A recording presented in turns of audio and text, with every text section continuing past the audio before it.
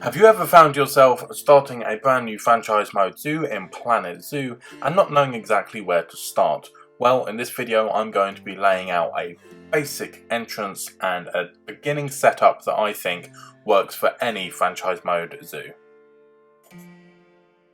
Hello Internet, welcome to the channel, and if you're new, my name is Frankie, and in today's video we are building a brand new zoo, and I'm going to be showing you how to kind of make a setup for a new franchise mode zoo that is going to make sure you're earning a little bit of money straight away so that you can get stuck into building some lovely habitats. Now this is going to be the beginning of a new franchise mode zoo on the channel, which are going to be Christmas themed or at least winter themed, so we're going to have a lot of Arctic animals and the whole place is going to be covered in snow. So we're going to start this how I have kind of trial and error based figured out is the best way to do it, for me at least. And to do that we are going to start adding some path. Now I'm going to suggest that you lay it to the grid so that you can get a nice kind of plaza right at the entrance. To begin with, I'm just extending from the entrance and then doing a bit of an offshoot area that I can turn into a plaza. If you're playing on console, the way to activate this is to press R3 or in on your right analog stick, and then you'll be able to select a pre-existing grid. And there should already be one due to the fact that you have an entrance built in the zoo. Now on the opposite side to that plaza area, we're going to build a path that will lead to a staff area. And halfway through this path, I'm just going to add one single tile of staff path, meaning that our guests can't get any further up that path than we have decided they can. And whilst having a random patch of grey in your path may not look the nicest, it's worth keeping in mind that at the moment we are not paying attention to aesthetics at all. This is all about functionality and saving money. We can later lay our own custom path over the top, meaning that it'll all look uniform and it'll just appear as though the guests know not to go up there, rather than there being this grey bit of staff path that blocks them from going any further. Now, like I just said, we're going to be trying to save money. So when it comes to placing your staff buildings, you want to use the most basic forms possible, and those are the ones that just have the insulation and the frame available. There is no detail to these at all. You can, if you want, go for the most basic Planet Zoo build of these buildings, the blueprints that you get from the Planet Zoo theme, but for purely money saving reasons, I'm going to keep it as simple as possible. Now, as for what buildings we're actually putting down, we're going to be putting down the bare essentials, and that is a zookeeper hut, a trade centre, a workshop if you know that you're going to need to do some research on different theming pretty soon, a vet, and also a research centre for your vets as well. And obviously, most importantly of all, don't forget a staff room. Now, whether you put in a quarantine centre or not, that is entirely up to you. I do it even though it is kind of costly, because if a disease outbreak happens, it's always a bit more effective to put an animal straight into quarantine and get them cured individually, rather than having it spread across the entire enclosure and having your vets manically running about trying to cure them one by one. Being able to control a situation like that is a bit easier than having to do it in that fashion instead. Now, I don't actually use the quarantine as intended all that often, in the way of when you get a new animal or purchased for your zoo, putting it there before putting it into a habitat to make sure that it doesn't have any diseases or anything. I've kind of stopped doing that. I did used to do it quite a lot with franchise mode, but I haven't done it in quite a while. However, it's always an option and something that you can do. So as you can see, I've made sure that all these buildings are on the same grid so that they just kind of look really neat and tidy and packed together. And then I can make sure that the path is joining to these buildings accordingly. Now, aside from staff buildings, what other buildings do we need in our zoo? Well, if you're building close enough to your entrance, you won't need a power source. Your entrance gates, your spawn points, I'm not entirely sure which one it is, but either way, the entrance supplies quite a bit of power. Therefore, you can add buildings within a certain perimeter of your entrance and they will all be powered completely free. So we're going to place a couple buildings anyway, and that's to earn a little bit of money. I'm going to place one food, one drink, and one information shop. I'm going to kind of go for the same thing that I did with the staff buildings, in the fact that I'm going for that really simple box looking shop, not decorated or anything, because that's something that we can do later once we've decided on our theming. Speaking of theming though, this is an icy place. I'm not going to be serving any cold drinks.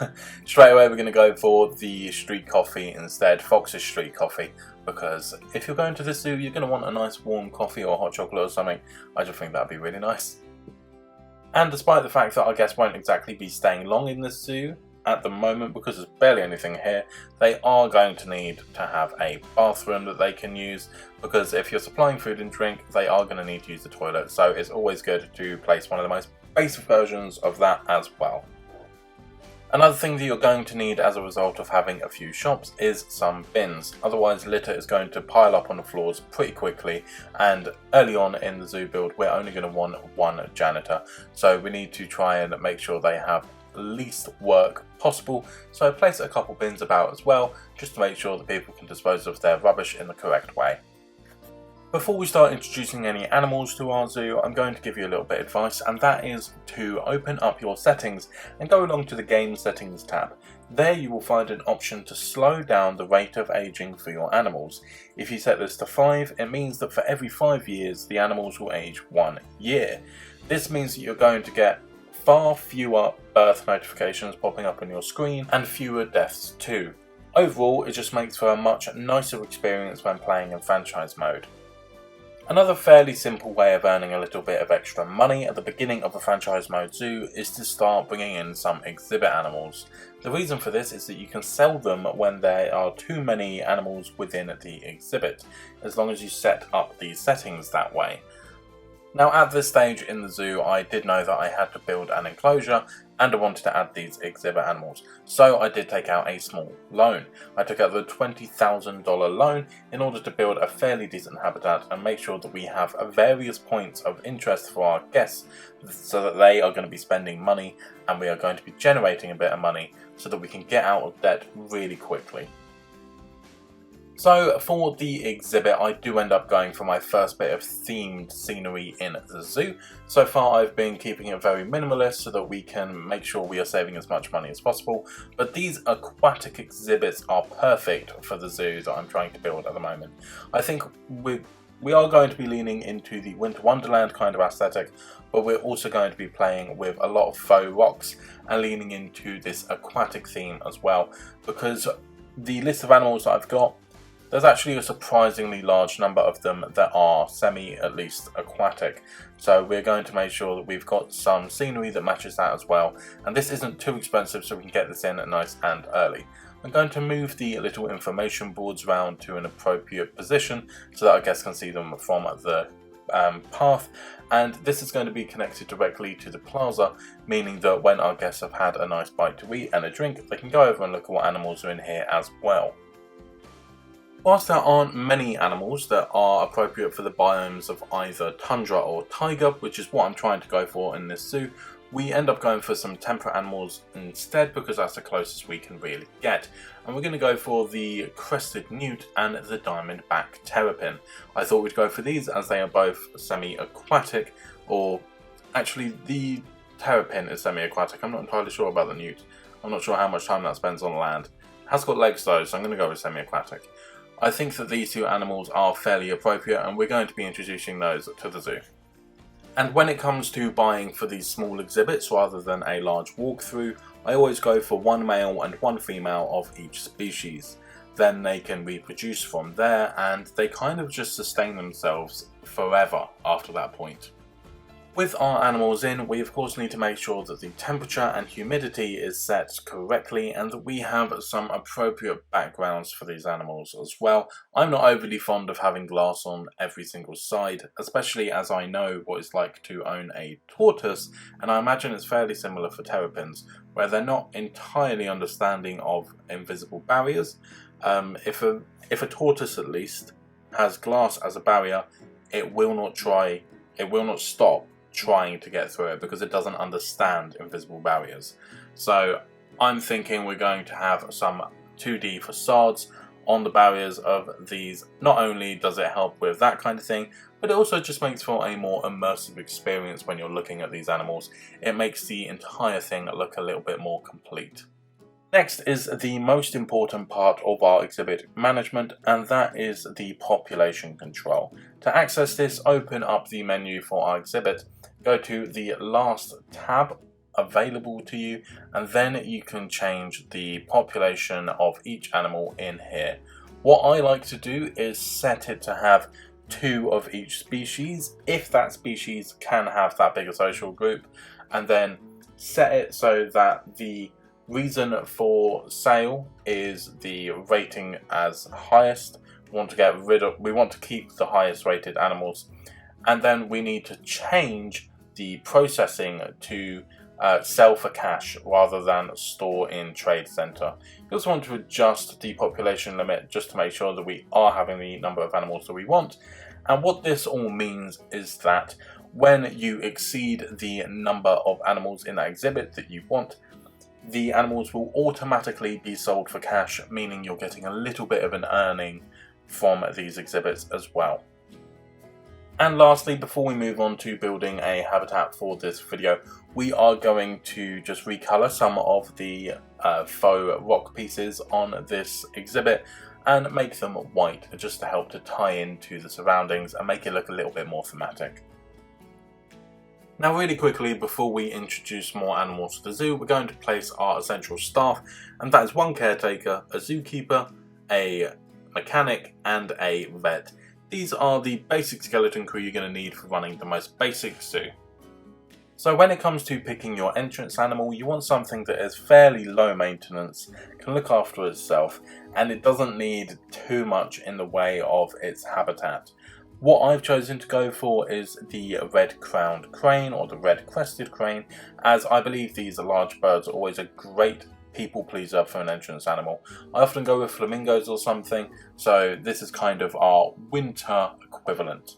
Now for their habitat, I'm going to make it half water, half land, and we're going to have the barriers be fairly short at the front with a little bit of a plant bed to separate you from the actual barrier. You're going to be stood behind an East Asian themed fence just to kind of blend in a little bit.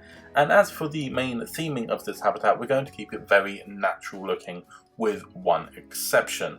Now these animals are of course semi-aquatic birds. They love a good swim. They have a requirement of having quite a bit of water in their habitat, and one of their enrichment items is the large waterfall looking thing. Now that waterfall is kind of ugly. I really don't like how it looks. It just looks like this massive metal frame stood in the middle of your habitat, and it's just a bit of an eyesore. So what I'm going to do instead is create a pretty traditional looking Japanese arch. These archways are known as torii gates, and they symbolize the transition from the mundane to the sacred. And I think this is an excellent thing to have in our very first habitat in the zoo, to kind of mark your transition from the everyday world to a land of wonder. Not only that, but the red-crowned crane is also held to quite a high regard in Japan, being known as a symbol of good fortune, longevity and peace. It is often depicted in traditional art and origami, so I think it's very appropriate that we are having a torii archway with it as well. The two things are pretty important in Japan, so I think it's going to make for quite a nice looking habitat. As for the actual construction of this archway, all I'm going to do is use different types of wood and stuff to kind of mask the waterfall enrichment item. Now, almost all of these building pieces are coming from the East Asia theme, which is of course included in base game. If you want, you can use entirely these items. However, I do make one change, and that is at the bottom of the posts for this archway. I use these 2 little rectangular with a tapered tip kind of pieces that are made of stone that come from the Twilight Pack. I just think it's a really nice capping kind of method for the bottom of these wooden pieces to make sure that they are in the ground nice and securely. For the rest of this habitat, we don't really want anything to look man-made. All we're having that does look man-made is this torii arch in the middle of the habitat. As for the rest of it, we're going to use a few large trees at the back to really help frame this habitat, and we're going to use some caribou moss for most of the ground coverage, and a few little rocky outcrops as well, just to add a bit of texture to the floor. Now, a little trick that I do use is to take some of the pure white stones and sink them just below the water level, and then have them kind of broken up around the edge of the waterline. This kind of looks like some ice caps that are breaking away. When you watch documentaries of polar bears and stuff, you often see that close to the edge of these massive plains of ice, there are smaller shards that are breaking away, and I'm trying to replicate that by using some of these white stones. And if I do say so myself, I think it works quite effectively. And when we get our Arctic animals on the 3rd of December for console, we will be doing this for the polar bear as well. As the rest of this habitat really is just about making it look fairly natural, there's not too much to discuss. So I'm going to pop the rest of this habitat build into time-lapse mode, so sit back and enjoy that, and I'll be back in a few more minutes to give you some final tips and tricks for creating this perfect franchise mode setup.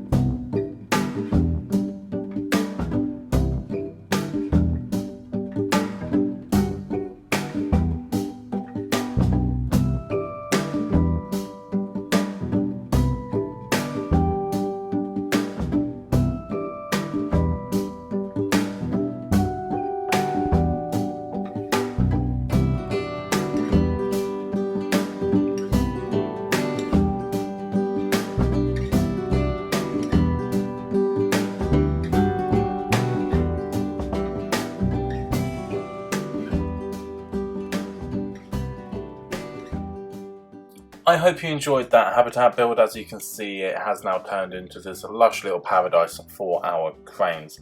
Now, a few finishing touches. Something that I quite like about these cranes is that when you look at photography and stuff, they are often surrounded by mist, and that is because they live nearer to very warm springs. Whilst the water itself is warm, the surrounding area is normally blanketed in snow, and therefore quite a lot of mist arises from the water as it touches the cold air. So what I'm going to do is use some of the special effects in the construction tab, and we're going to use one of the large mist pieces and sink it ever so slightly below the surface of the water. I'm going to put this near the Tory gate, as if to suggest that the disruption of the water coming from that kind of waterfally fountain thing is making this mist. It just adds a little bit of atmosphere to this habitat. Now, of course, one of the main ways you can earn money in your zoo is with donation bins. So I need to make sure that we have one at least by our exhibit animals, and we're also going to have one either end of the viewing gallery at our habitat as well. To begin with, I start playing about with the colours, trying to make it quite thematic, make it look very cold, but I end up deciding to do something different. So far, I have always used these bins, and sometimes they just don't look the nicest. They can stand out a bit like a sore thumb. So for once, I'm going to try and mask it. To do that, I'm going to pick an appropriate statue, and we end up going for a king penguin and standing it on a couple rectangular faux rocks. This kind of creates a statue that we can put over the top of our donation bins, which means they don't look the way they do. Instead, they look like a wonderful statue of a penguin dotted around the zoo, and your guests can chuck money in it still, whilst it doesn't actually appear to be a donation bin. This is a nice way of masking something that otherwise doesn't look the nicest, and is something that I think could be quite creatively approached in your own zoo. As a finishing touch to our habitat, I'm going to place a bunch of plant life behind the East Asian fences that I placed earlier, and the majority of it is going to be nettles. We're going to make sure that it's looking a little bit overgrown. And we're also going to place some hosta vegetated kind of plants. I'm not entirely sure how you say what they're called, but I really like them. They came in the Twilight pack and I don't use them enough. I really want to start using them a bit more. And I think it's going to make this kind of plant bed area look quite lush. We're also going to use some of the white flowers that are drooping down, and just to add a little bit of variety in the plant life, because otherwise we've only got two types of plant in here. We just want to make sure this area is quite packed and full to the brim, so that we have this sense of immersion for our guests, where they come up to this fence, there's a bunch of plant life, and then right on the other side there's loads of water and our animals swimming about and making loads of noise. That's another thing that I wanted to point out. When planning this zoo, I hadn't really kept in mind the amount of noise. However, when I added these guys to the zoo, I quickly remembered that these animals in particular are very noisy. Also, we're going to be having Arctic fox, very noisy, and we're going to be having penguins, very noisy. We're also going to be having grey seals, and I'm imagining they're pretty noisy as well. So this little Christmas themed zoo is going to be extra loud and full of life. Now, I'm really looking forward to doing this over the month of December up until Christmas, when I will hopefully have a zoo tour ready for this little mini zoo. Let me know what kind of things you would like to see in this zoo in the comments down below. We are obviously going to be utilising the Arctic pack that comes out on the 3rd. So, make sure, if you're not already, subscribe to the channel so you can see the rest of this series. Thank you so much for watching and giving this video a thumbs up and commenting down below. And until next time, I'll see you later.